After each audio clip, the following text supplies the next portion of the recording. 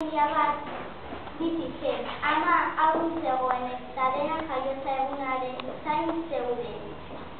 Jaiotza egunean zei atetxo egiten ziren, bost hori eta polipolitzak, eta bat berriz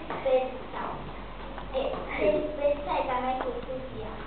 Hasieran denak lagunak ziren, baina egunak pasa, egunak etorri, ate bertza baztertzen hasi ziren. Izeka egiten, atitxuzian deitzen. Eraberriko goiz, epel batean, atitxuziak bere lagunen burlez nahazkaturik, urmaela ustea eta beste toki batera joatea erabaki zuen. Goiz-goizetik, beste toki baten bilen joan zen.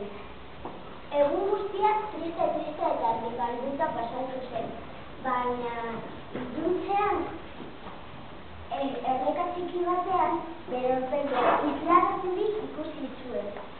Eta hau zabalik geratu zen, jadanik ez dena atitxuzia, zizne eder bat baizik. Hasieran ez zuen sinesten, baina bere ingurua begiratuz gero, berak bezalako zizne ederrak ikusi zituen. Eta beraiekin betirako geratza erabaki zuen.